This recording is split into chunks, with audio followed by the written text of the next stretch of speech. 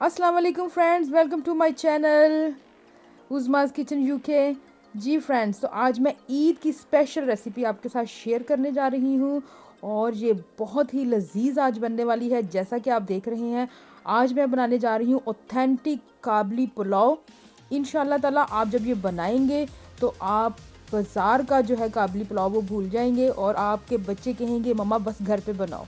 तो इसके लिए मैंने लैम ली है और लैम का मैंने पूरा शोल्डर लिया था, उसको मैंने जो है वो बड़े पीसों में मैंने करवा लिए थे। उसके 3 पीसेस मैंने करवा लिए थे, उसमें शैंक भी थी और बाकी का जो था मैंने इसके 2 पीसेस करवा लिए थे। शैंक जैसा कि आप देख सकते हैं, लैम जो है बहुत अच्छी और साफ़ सुथरी उसका फ़ैट मैंने निकलवा लिया था।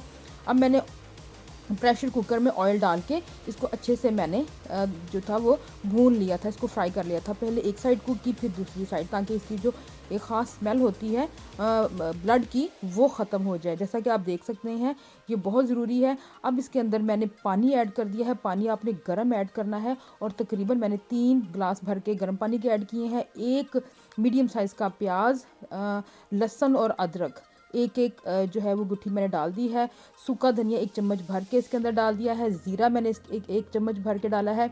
काली मिर्च मैंने डाली है 8-10 दाने, लौंग के डाले हैं 4-5 दाने और साथ में मैंने 2 इलायची डाली हैं और बड़ी इलायची और दालचीनी का टुकड़ा इसके अंदर। साबुत खड़े गरम मसाले जो हैं वो सारे आपने इसके अंदर ऐड कर देने हैं और नमक हस्बे जायका।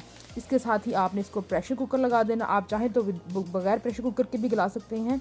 तो मैंने तकरीबन 10 मिनट के लिए प्रेशर कुकर लगाया था। अब हम इसके मसाले तैयार करेंगे। 1 चम्मच ज़ीरे का, 1 चम्मच भर के काली मिर्च का, बड़ी इलायची और साथ में जो है वो लौंग इसके अंदर जाएंगे। 7 से 8 अदद लौंग है इसके अंदर, एक दालचीनी का टुकड़ा है और ये सब चीज़ें जो है ये फ्रेश मसाले आपने लेने हैं।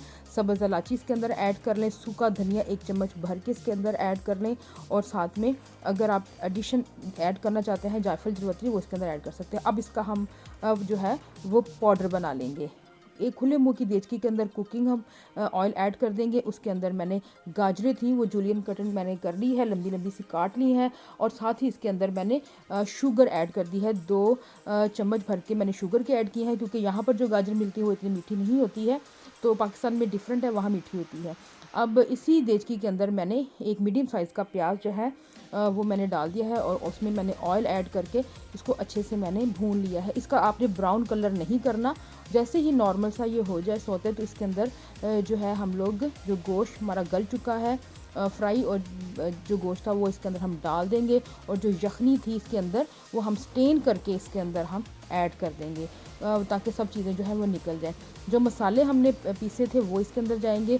काबली पुलाव के अंदर हरी मिर्च, टमाटर, धनिया ऐसी कोई चीज़ नहीं जाती है, इसमें काली मिर्च ही इसके अंदर ऐड होती है। अब जब ये बॉयल हो जाए यखनी जो है, तो इसके अंदर चावल ऐड करेंगे। चावल जो थे वो मेरे पास 1.5 किलो चावल है मेरे पास, और जो शोल्डर था लैम का, बकरे का, वो भी तकरीबन 1.5 किलो के करीब शोल्डर का जो वज़न था वो था। जब ये अच्छे तरीके से आप देख लें इसका पानी खुश्क हो गया है और ये दम पे जाने के लिए रेडी हो गए हैं, तो आपने इसको हिला के और इसको कवर कर देना है। लेकिन कवर करने से पहले आपने इसके अंदर जो गाजर है वो इसके अंदर ऐड कर देनी है और किशमिश जो है वो इसके अंदर ऐड कर देनी है।